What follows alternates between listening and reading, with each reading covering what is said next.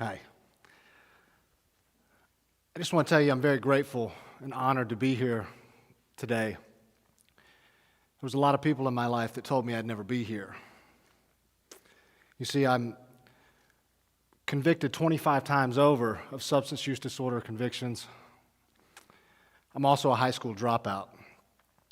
But I'm also a lot of other things today. And that's what we're here to talk about. Philosophers have said, momentum first requires expending 10 units of energy to yield 1 unit of results. After a while, your momentum begins to build on itself, and it creates 10 units of results with 1 unit of energy. This principle works both ways, unfortunately. I'm going to talk about criminal justice reform, substance use disorder, and the impacts on recovery on a nationwide scale. I'm going to talk about my personal anecdotal experience with this, and then I'm going to back up to a 30,000-foot view and address it as a societal issue. This issue is now the #1 public health crisis and criminal justice issue in the country. It is the #1 killer of young people. And last year alone, it took the lives of over 64,000 young Americans. I share my story to show others that nothing is impossible to a willing heart, even with the deck stacked against you. I share it for the guy still sitting in the 8x8 cell who doesn't think that he has a chance of ever making a life, of ever being anything. I share my story because there's 30 million people in this country suffering from substance use disorder. It affects everything around us, whether we know about it or not. I'm here to tell the fellow substance use disorder sufferer that you're not a bad person trying to get good. You're a sick person trying to get well. The labeling theory in sociology and criminology tells us that if society tells someone they are something long enough, they start to think that way and behave accordingly. We're creating a new momentum here. We're going to love you until you can learn to love yourself. My journey should not be the exception, it should be the rule. I started using chemicals very young. My father was killed in a boating accident when I was 8 weeks old. And what studies have shown is that there's a large correlation between childhood trauma and substance use disorder. I also mentioned I started using very young. There's also huge correlations between the younger someone starts using substances and their chances of developing addiction. I started getting in trouble at a very young age. I was arrested and convicted as an adult at 16 years old. From there, things began to spiral out of control. I knew from the very first time I ingested chemicals that I wasn't like other people. I didn't handle it the same way my friends did, yet I still wanted to try to fit in. I chased that to a lot of damaging consequences. Once you have a record in the criminal justice system, it's very hard to get out of that trap. You begin to get wrapped up in arrests, probation, fees, fines. It all builds on itself in a cyclical nature until you can't get out. I'm going to tell a story about a time I was locked up in a Metro Atlanta jail. I had been given 6 months for a public drunk. I was going through what the medical community knows as DTs, delirium tremens. I was pepper sprayed, stripped, beaten, and thrown into solitary confinement, also known as the hole, to shake it out. I should have been taken to the hospital and given medical treatment. To stop this momentum, it took me completely leaving Atlanta and coming over to Mississippi.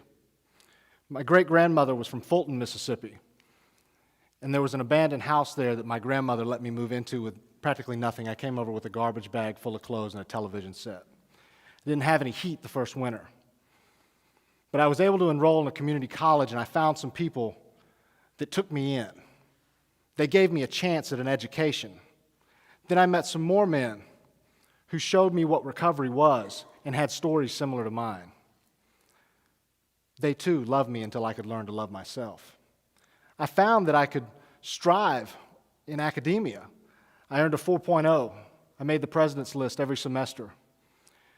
I was fortunate enough to receive a Lucky Day scholarship to the University of Mississippi. It's for indigent individuals. They give about 25 out in the state every year. I was able to go to undergrad on a full ride. I also was able to get into the Honors College here at Ole Miss. Now, granted, I'm 30 years old, and I was speaking with someone from the Honors College, and I told him, he said, "You should try out for the Honors College." I said, "Man, I'm a high school dropout. I could never do that." He said, "You should try." So I tried, and I made it. I also failed to mention, shortly before that, my best friend died of a heroin overdose. His 3-year-old and his 5-year-old found him. I made a decision while in the Honors College to not be silent about my recovery anymore. So I decided to write my honors thesis on rehabilitation versus incarceration for nonviolent substance use offenders. And it took back the administration a little bit. Nobody had really talked about this before here, especially in the Honors College. But I decided to be open because I was afraid of what might happen if I didn't. I graduated magna cum laude from the Honors College, Phi Beta Kappa, top of my class. I went to law school to try and pay back into a system that was such a big part of my life. While in law school, I had many opportunities. I was appointed to the governor's opiate task force here in Mississippi with the Mississippi Bureau of Narcotics.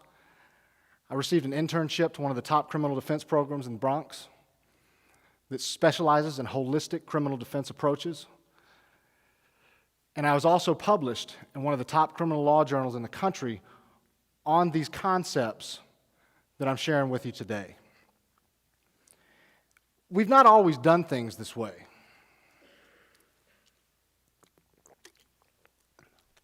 Before 1970, the longest sentence anyone ever served for a drug crime was 1 year. We had the Controlled Substances Act come into effect in 1970 for a lot of different reasons that I can't go into right now, but the ramifications have been huge. Since then, drug possession has become a felony. 5%, we now incarcerate over 25% of the world's prison population, while the United States only makes up 5% of the world's population. This is up 700% in 40 years. Over 80% of the people behind bars suffer from substance use disorder or other co-occurring disorders. 60% of the people that are released wind up reoffending within 3 years. Most of these people aren't rearrested for new arrest. They're technical violations. And what I mean by technical violations is a failed urine screen, failure to pay, failure to be somewhere because you don't have a driver's license or have money to get there.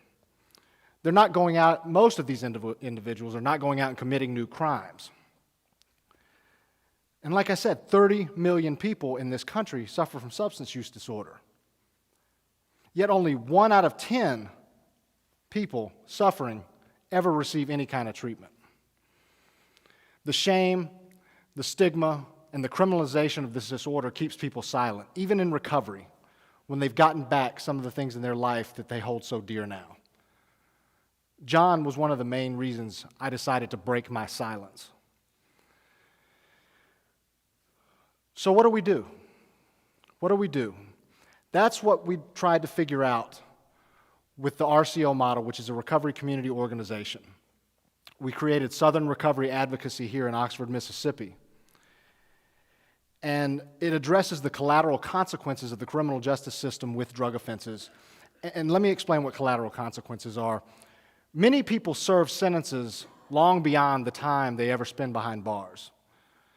Long after their probation is finished, long after they've paid their fines. They now have a label that keeps them from participating in life. It keeps them from getting Pell Grants and education. It keeps them from getting housing. And it keeps them from getting jobs. So with the RCO, we decided to proactively tackle these collateral consequences. And we based our model on several pillars. We try to hook people up with employment. We try to advocate for education, employment, housing, life skills, and recovery. Access to these tools that are so essential to people reintegrating back into society. I didn't have some of these life skills when I came out. I didn't know how to build credit. I had to be taught these things. And it was people in recovery that were able to do that for me. The tough on drug use policy is not working. It's a tool of political manipulation. It's a business. It keeps us afraid of what we don't understand. It's been my experience that the tough people, the really tough people, help people up when they're down. They don't kick them. Trust me, I'm surrounded by some of the toughest people on the planet. They are the pillars of their respective recovery communities, and restorative justice is their specialty. Some of them are here tonight. Portugal and other countries have discovered that this is not a criminal justice issue, this is a social issue. Portugal decided to decriminalize all drugs in 2001. And let me explain what I mean by decriminalize. It's different from legalization. I'm not suggesting we need to put black tar heroin next to Marlboro cigarettes at the 7-Eleven. What I'm saying is we need to quit attaching criminal penalties to a social and mental disorder, thereby compounding the social problems and the expense in the long run. Since Portugal decriminalized, their death rates, their crime rates, and their addiction rates have plummeted because they're now treating it as a social issue. Other countries are now following suit: Norway, Uruguay, Sweden.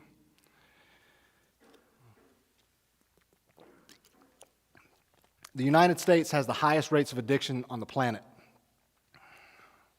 which also puts us in a unique position. We have an opportunity to see the highest rates of recovery in history. I was fortunate enough to be able to visit California about a month ago, and I went out outside of Berkeley and San Francisco, and I was able to go into a redwoods forest. And as I looked around this redwoods forest, I noticed something. Redwoods don't grow by themselves. You never see a redwood out in the middle of a field growing. These are some of the most beautiful specimens I've ever seen. 20 feet in diameter, 300 feet tall.